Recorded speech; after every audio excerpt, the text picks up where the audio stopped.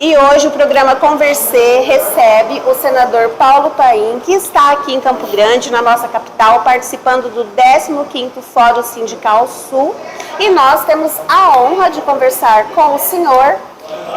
Nesse momento histórico, né, eu já quero lembrar e focar em toda a mudança que ocorreu recentemente com a política de cotas. E eu passo a palavra agora para o senhor. Maria, dizendo a minha alegria de estar aqui com vocês, nessa cidade linda aqui em Mato Grosso do Sul, falando de diversos temas. Tive agenda com o PT, tive no 15º Fórum Sul, né, onde o tema foi o Estatuto do Trabalho, tive discutindo a questão da luta permanente de todos nós, brancos, negros, indígenas, do combate aos preconceitos. Aí entra a política de cotas. É importante lembrar para todos que a política de cotas no Brasil já tem 11 anos. Né? Antes da política de cotas, o número de negros, pardos, indígenas, pessoas com deficiência, brancos e negros pobres, era em torno de 6% na universidade. Hoje já é mais de 40%. Então, e lá atrás, há 11 anos atrás, eu fui também o relator. E quis o destino que agora o projeto que veio da Câmara dos Deputados, a Maria do Rosário, deputada, foi a autora, a Dandara foi a relatora, e o presidente Rodrigo Pacheco me indicou como relator do projeto no Senado. E assim eu fiz. Eu diria que os pontos mais importantes, né, são 9 mudanças. Primeiro, agora nós teremos cota também no doutorado, para esse público que eu já citei. Né? Também foi definido que terá um corte social, porque é social e racial, né? Principalmente serão atendidos aquelas famílias onde a renda per capita não ultrapasse um salário mínimo. Me permita que eu explique agora. Falando salário mínimo, as pessoas, mas só um salário mínimo é per capita. Então, famílias em que a renda da família é em torno de R$6.000 estão contempladas. Porque a renda per capita são 4 pessoas, como exemplo, né? Também estão contempladas. Esse é o objetivo da política de cota, né? Fazer com que os filhos de brancos e negros, repito, indígenas, quilombolas, pessoas com deficiência, né, tenham acesso à universidade. E, para minha alegria, foi aprovado por unanimidade na Comissão de Direitos Humanos, que eu sou presidente. Foi aprovado com 3 ou 4 votos, simbolicamente também, em princípio por unanimidade na CCJ, e no plenário também. Somente 4 senadores levantaram o braço, que eram contra essa proposta, que faz justiça, que faz com que um dia a gente possa dizer, como aconteceu já nos Estados Unidos. Nos Estados Unidos, depois de 60 anos, política de cota é um sucesso absoluto. A Suprema Corte decidiu, não é preciso mais política de cotas. E eu concordo. Oxalá um dia, depois de mais 10, que seja, ou 15 anos, a gente diga a política de cotas não é mais necessária do Brasil. Nesse projeto, que aprovamos com apoio grande do governo Lula, né, de todos os Ministérios da Igualdade Racial, da pessoa, das mulheres, da igualdade racial, dos direitos humanos e da educação, e também da Casa Civil. Então, todos trabalharam, né, por essa aprovação, e nós também aprovamos nesse processo valorizar o que nós chamamos uma ajuda de emergência, um auxílio salarial para os cotistas. Porque não adianta você garante que o menino pobre vá para a universidade, e daí? Como é que fica o ônibus? Como é que fica a roupa? Como é que fica os livros? Como é que fica a alimentação? Então, esse auxílio dentro do projeto de política de cotas, que vai ser regulamentado, esperamos que seja algo em torno, vou aqui dar minha opinião, né? Então, de 2 salários mínimos, pelo menos, para que a pessoa possa estar em plenas condições de cursar a sua universidade. Olha, esse tema interessa a 32 milhões de pessoas. Seria um crime contra a humanidade se nós não tivéssemos aprovado. Felizmente, o presidente Rodrigo Pacheco, permita que eu diga, nos ajudou muito. Ele foi fundamental para que essa matéria fosse aprovada. Rodrigo Pacheco é o presidente do Congresso e do Senado da República. Obrigado, presidente. Também está o teu programa para agradecer o presidente Rodrigo Pacheco. É isso aí, não, temos que comemorar muito e agradecer, sem dúvida. E o presidente Lula também, que deu todo o apoio. Com certeza. Senador, ao que o senhor atribui, embora nós saibamos de todos os avanços aí, né, nesses 11 anos da política de cotas, ao que o senhor atribui, ainda existem muita gente, muitas pessoas que deveriam nos representar. O senhor me disse que o senhor é um representante das causas do povo e nós temos visto isso na sua trajetória. Mas por que dentro da política brasileira nós ainda temos muitas pessoas que são contra o sistema de cotas? É porque eu quero acreditar, é porque eles não entenderam ainda, não leram esse tema, não cuidaram, não olharam a história, como disse um dos senadores no debate. Isso aí é um povo que foi sacrificado por mais de 300 anos, né? Por mais de 3, 4 séculos, o Brasil descoberto em 1500, e aqui eles foram sempre tratados como escravos. Veio a abolição, mas não veio a liberdade. Veio a abolição, mas não foi assegurado a eles sequer o direito de comprar terra, de estudar, de trabalhar com salário decente, nem ferramentas adequadas davam. Conseguiam dar para outros, mas para negros e indígenas, não. Então essa questão das políticas, eu insisto muito com essa frase, políticas humanitárias, políticas no campo da fraternidade, da solidariedade. Nós vivemos num país onde 20 milhões de pessoas passam fome. Temos que tirar esse povo, nosso povo, né, do mapa da fome. Em torno de 30 milhões vive na chamada insuficiência alimentar. O salário dessa faixa que eu aqui falei, vou repetir só para não esquecimento, negros, pobres e brancos pobres, indígenas, quilombolas, pessoas com deficiência, estou lembrando que 5 que estão contemplados, eles ficam na faixa que ganham praticamente um salário mínimo mais de 80%. Então nós tínhamos que agir, tínhamos que nos movimentar, e essa parcela de senadores, felizmente muito poucos, que alguns votaram contra o requerimento, mas no mérito não votaram. Já foi um avanço de não ter votado contra, né? Somente 4 levantaram a mão que é contra a política de cota. A política de cota fabricada foi um sucesso. Não é só nos Estados Unidos, no Brasil, na Índia, em tantos outros lugares. É dar espaço para aqueles que nunca tiveram espaço.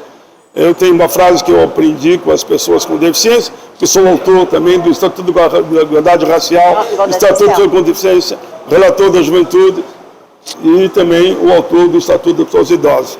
É dar palco para quem não tem palco.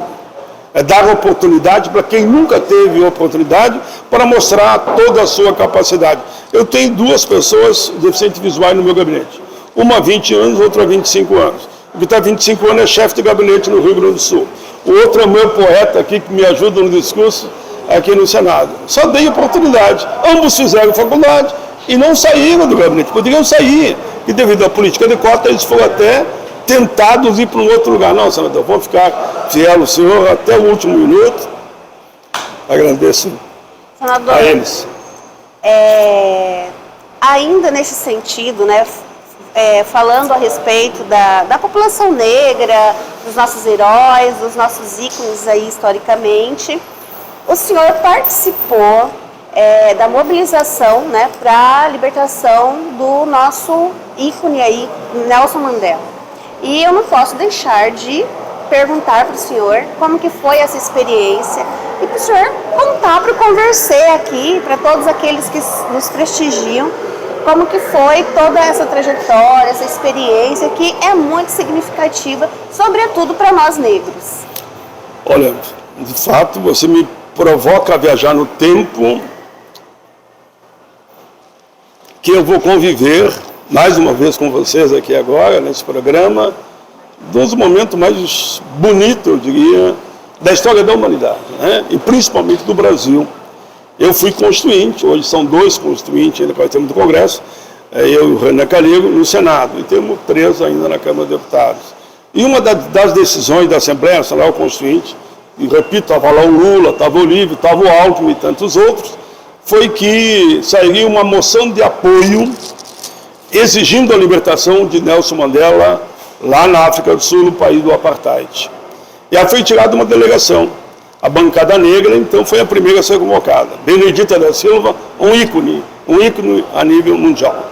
Benedita, Caó, que infelizmente já faleceu, Edmilson Valentim, eu, João Herman e Domingo Leonelli. Domingo Leonelli da Bahia, João Herman já faleceu, de São Paulo, e Caó também já faleceu. E lá fomos nós. Aquele documento na mão, vamos lá libertar o Mandela. Claro, nós bem mais jovens, tudo com espírito, né? E quando descíamos no avião, o comandante disse, olha, estão dizendo que é melhor você não descer. Veio um aviso aqui, né? E daí eu digo, o que o senhor acha?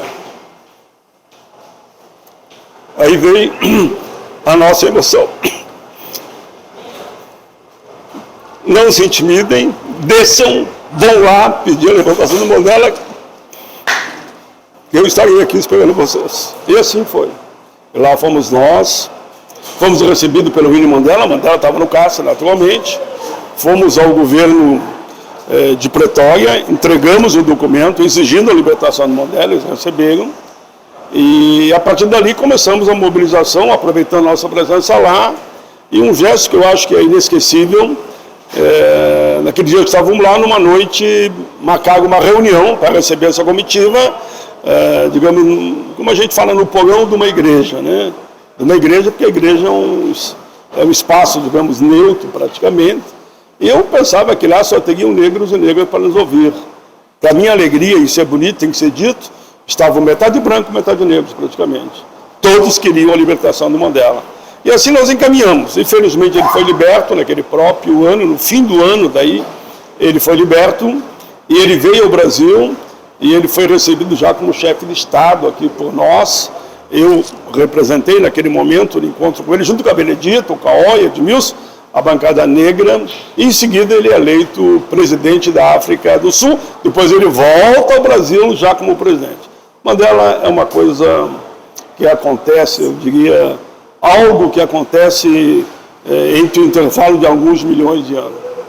Mandela, como disse Bill Clinton, um dos ex-presidentes dos Estados Unidos, quando Mandela entrava num ambiente, todos ficavam em silêncio.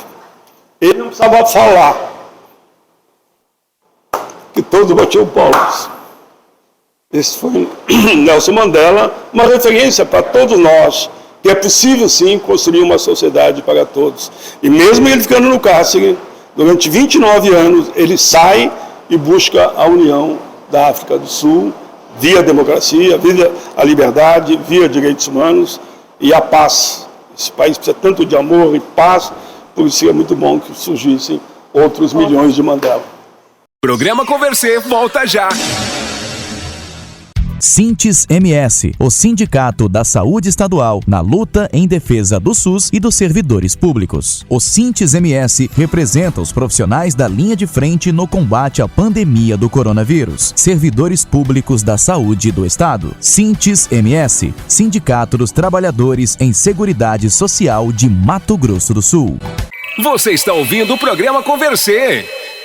CUT-MS é a Central Única dos Trabalhadores de Mato Grosso do Sul, a organização que reúne mais de 100 sindicatos e federações do Estado, representando mais de 200 mil trabalhadores na base. Ela está sempre na luta pelos direitos da classe trabalhadora por melhores salários e melhores condições de vida. A CUT é a maior central sindical do Brasil e a 5ª maior do mundo. Trabalhador e trabalhadora, conheça mais sobre seus direitos. Acesse a CUT-MS nas redes sociais. CUT-MS, Presidente Wilson Gregório. Você está ouvindo o programa Conversê. Senador, nós poderíamos hoje falar sobre, por exemplo, o novo Estatuto do Trabalho, o Estatuto do Idoso, mas nós estamos aqui focando na questão das cotas raciais, falamos sobre Nelson Mandela, e eu não posso deixar de falar sobre a minha trajetória enquanto mulher cotista. Faço questão de ouvir. E até mesmo para sei que vai estar no documentário essa fala. Isso. Olha só, eu entrei na Universidade Estadual, né, do nosso estado, a UEMS, pelo sistema de cotas. Na época eu nem entendi exatamente o que significava isso, né? Mas como eu vi uma oportunidade, eu fui e fiz o curso de letras. Hoje tenho mestrado na área. E passei no concurso público para professora aqui no estado também, pelo sistema de cotas. E uma das minhas filhas faz medicina na Universidade Estadual. Medicina? Medicina. Também Show. pelas cotas. E eu me lembro quando a minha filha era criança, que ela tinha 5 anos, e nós vivíamos aquela vidinha assim, alienada, não tinha conhecimento nenhum de mundo, de sociedade, dos problemas sociais, vivia para casa e para os filhos. E aí ela dizia: mãe, eu quero fazer medicina. E eu pensava: tomara que a minha filha cresça e mude de ideia, porque é impossível para uma família de baixa renda ter um filho fazendo um curso que é um curso totalmente elitizado, que ainda apesar das cotas. E hoje, quando eu falo que nós temos muito que comemorar, né, com todas as mudanças aí, os avanços, e eu quero perguntar para o senhor,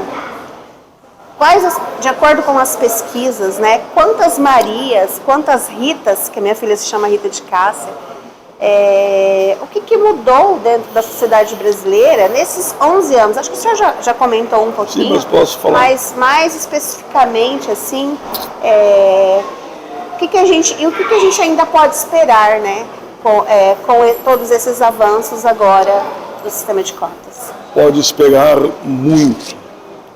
Que esse novo texto que aprovamos, e já está na mão do presidente para sancionar, ele amplia o leque de pessoas, que repito, né, negros, negras, quilombolas, deficientes, indígenas, pessoas de baixa renda, indígenas, que estarão na política de cotas. Porque agora vai ter a livre concorrência, todos disputam no mesmo lugar, e depois vem os cotistas. Isso é bom.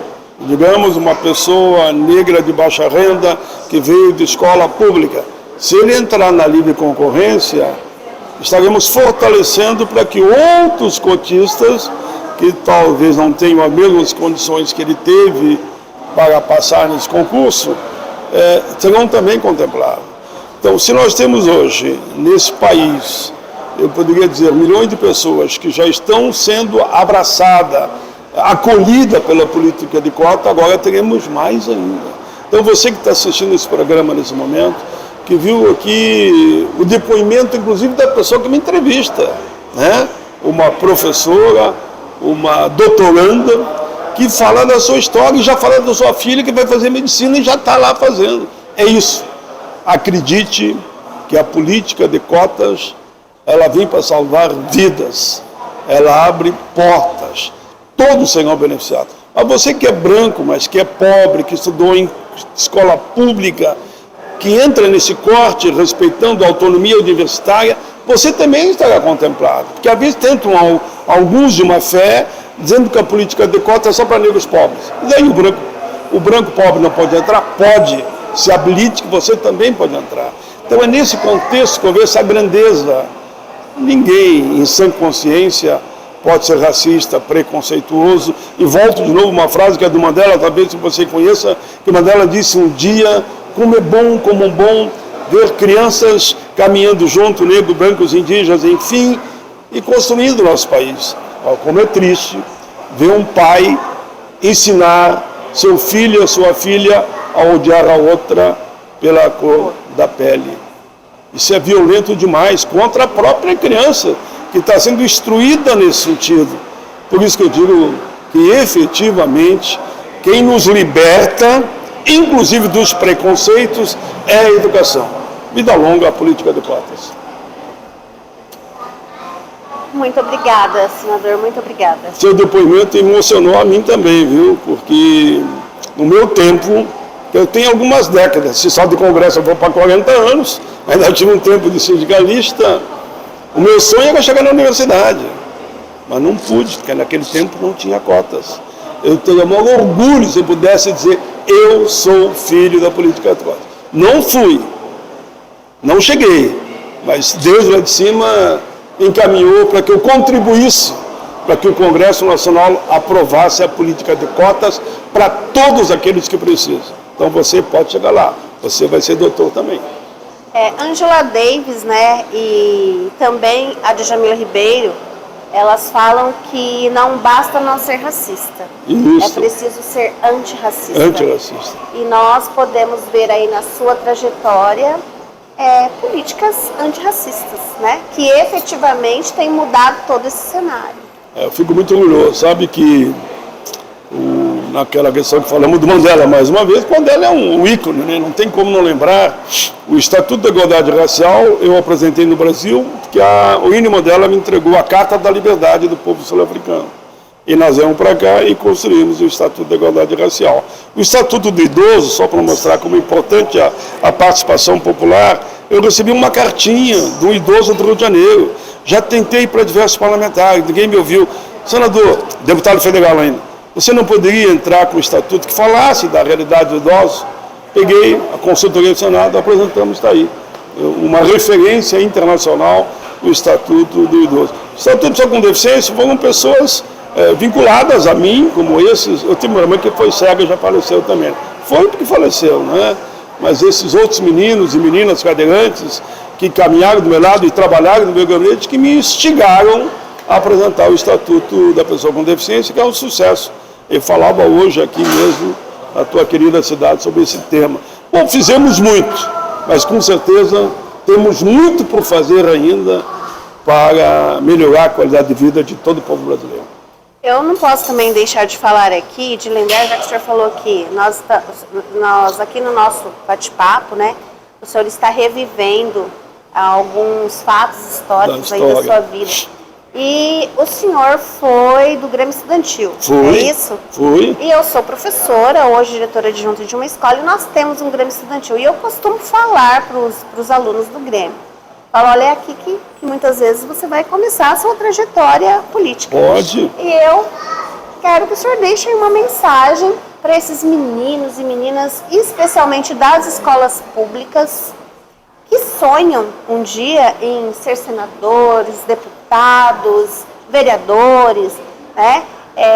Como que foi essa sua trajetória aí a partir do Grêmio Estudantil? O que isso influenciou na sua vida para a sua carreira mesmo política? Olha, rapidamente, na sala de aula, primeiro, por vontade dos alunos, eu fui presidente da sala de aula, líder da sala de aula. Líder da sala. Em seguida, fui eleito presidente do Grêmio. E fui presidente do ginásio noturno para trabalhadores em plena ditadura. Dá o golpe, eu sou afastado pelas mobilizações que faziam, né? Eu fui para o ginásio estadual Santa Catarina, noturno também. E daí, eu disse, olha, vamos te colocar lá, vamos tirar daqui, mas tu não faça mais política. Um mês depois, eu era presidente do ginásio noturno para trabalhadores Santa Catarina. Aí fui afastado de novo e não desisti. Não desisti, entrei no movimento sindical e acabei sendo o presidente do Sindicato Metalúrgico de Canoas, da Central Estadual de Trabalhadores do Rio Grande do Sul, só tinha uma, e depois fui ser eleito vice-presidente e secretário-geral da CUT Nacional e em seguida virei deputado federal, constituído por uma decisão de um congresso de trabalhadores. Por que eu falo tudo isso? Para você que está me ouvindo nesse momento, pode acreditar que você pode chegar lá. Teremos dificuldades, sabemos da realidade do nosso país, mas quando a gente fala no Estatuto da Igualdade Racial, que eu tive que ir ao Supremo Tribunal Federal defender o Estatuto, porque ele não fosse considerado inconstitucional e também a política de cotas. O meu oponente foi escolhido 2 senadores, vou contar rapidamente essa historinha. Por que eu fui escolhido? Porque eu sou negro, era o único senador negro que tínhamos lá. E o outro porque era contra o Estatuto e contra a política de cotas. Na defesa ele cometeu o erro de dizer que se nós viajássemos no tempo e ver que a mulher negra, as filhas dos negros gostavam de ser usada pelo seu, desusada, né?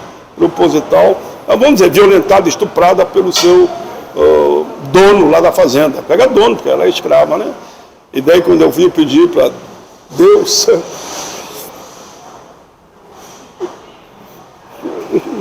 falei, axé, me ajude que eu falo lição necessária.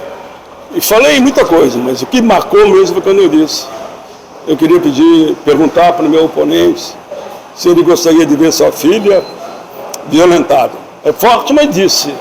Gostaria de ver sua esposa violentada, estuprada?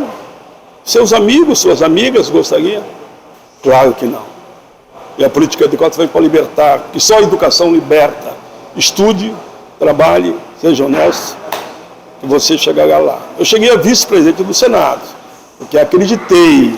E claro que eu não quero que você tenha toda a dificuldade que nós tivemos nos nossos tempos. Eu sei que você teve dificuldades seríssimas também. Então nós estamos trabalhando para abrir as portas para vocês. Por isso o Estatuto da Igualdade Racial, por exemplo, por isso a política de cotas, por isso cotas no serviço público, que você sabe que é importante também, agora vamos atualizar também esse tema, por isso tantos estatutos e por isso a nossa Constituição Cidadã, liderada ali por Ulisses Guimarães, por Escova, por Lula e tantos homens públicos. Acredite, você pode chegar lá. Estamos juntos. Senador, em nome, né, de toda a equipe do Conversê, eu quero agradecer todo o seu depoimento, né, esse nosso bate-papo muito válido. Fica essa mensagem, acho que para todos, mas de maneira especial para toda a pessoa negra. Acho que o senhor já foi muito feliz aí na sua fala, de incentivo mesmo, de dizer, olha, nós somos capazes, é possível, nós ainda temos muito que avançar, mas nós estamos no caminho, né? Permita que eu disse no meio, nos deem só oportunidades. Que a gente mostra toda a nossa capacidade. Exatamente. Muito obrigada. Parabéns, Maria, por isso que o nome dela é Maria, viu? Você está ouvindo o programa Conversê. A FETEMES é hoje a maior entidade sindical de Mato Grosso do Sul, reunindo 74 sindicatos municipais filiados, mais de 25 mil trabalhadores na base, representando mais de 50% do funcionalismo público do Estado. Venha participar da luta e saber dos seus direitos. Só com a luta podemos garantir nossos direitos. FETEMES, Federação dos Trabalhadores em Educação do Estado de Mato Grosso do Sul. Programa Conversê. O Sintracom de Campo Grande é um dos sindicatos mais atuantes de Mato Grosso do Sul. Nós representamos os trabalhadores da construção civil e do mobiliário. Nossa rotina é batalhar por melhores condições de serviço e promover a saúde e segurança do trabalhador. Nos últimos anos, sempre conseguimos reajuste de salário acima dos índices de inflação. Seja associado do Sintracom de Campo Grande, Rua Maracaju, 878 no centro. Fone 3325-7205. Juntos, somos mais fortes. Em defesa da educação superior pública de qualidade, a ADUFEMES, Associação dos Docentes da UFMS, apoia o programa Conversê. Representamos a classe docente das Universidades Federais Brasileiras em Campo Grande e mais 11 municípios no estado de Mato Grosso do Sul. Conheça nosso movimento. Acesse nosso site adufemes.org.br.